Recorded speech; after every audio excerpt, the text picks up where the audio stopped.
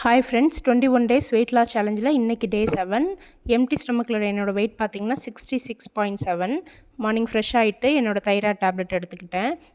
இன்றைக்கி மார்னிங் பிரேக்ஃபாஸ்ட்டுக்கு கம்பு இட்லி அப்புறமா தக்காளி சட்னி எடுத்துக்கிட்டேன். கம்பு, உளுந்து, வெந்தயம் மட்டும் ஆட் பண்ணியிருக்கேன். ரைஸு சுத்தமாக ஆட் பண்ணல. ஸோ இட்லி வந்து கொஞ்சம் ஸ்ட்ராங்காக இருந்தது, ரைஸ் ஆட் பண்ணாதனாலையா என்னென்னு தெரில.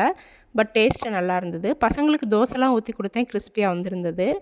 இந்த கம்பில் பார்த்திங்கன்னா நிறைய ப்ரோட்டீனும் ஃபைபர் இருக்கிறதுனால வெயிட் லாஸ்க்கு நல்லாவே ஹெல்ப் பண்ணும். நம்மளோட ரத்தத்தை வந்து சுத்தகரிக்கும்.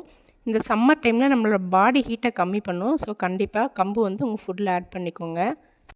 அண்ட் மிட் மார்னிங் ஸ்நாக்காக வந்து வேக வச்ச கொண்டக்கடலை கொஞ்சம் சாப்பிட்டேன். அண்ட் லஞ்சுக்கு பார்த்திங்கன்னா ரைஸு, பருப்பு, ரசம், எக்கு. நான் டயட்டுன்னு ஸ்டார்ட் பண்ணிட்டேன்னா ரெகுலராகவே எக் எடுத்துப்பேன். அப்புறம் ஏதாவது ஒரு பயிர் வகையும் எடுத்துப்பேன். யூஸ்வலாக நம்ம வந்து ப்ரோட்டீன் வந்து கம்மியாகவும் கார்போஹைட்ரேட் அதிகமாக இருக்க ஃபுட்டுன்னு தான் நம்ம எடுத்துப்போம். பட் டயட்டுன்னு வரும்போது புரதச்சத்து அதிகமாகவும் மாவுச்சத்து கம்மியாக இருக்கிற மாதிரி எடுத்துக்கிட்டோம்னாலே நமக்கு வெயிட் லாஸ் வந்து ப்ராப்பராக இருக்கும். ஈவினிங் ஒரு கிளாஸ் வந்து காஃபி குடித்தேன். டின்னருக்கு ரொம்ப பசி இல்லாதனால ஒரு 2 பீஸ் வந்து ஸ்வீட் பொட்டேட்டோவும் ஒரு டம்ளர் மில்க்கும் எடுத்துக்கிட்டேன். ஸோ டின்னர் கம்ப்ளீட் பண்ணிவிட்டு ஒரு 45 மினிட்ஸ் வாக்கும் பண்ணேன். டே 7 இப்படி தான் போச்சு. டே 8ல் பார்க்கலாம். தேங்க்ஸ் ஃபார் வாட்சிங்.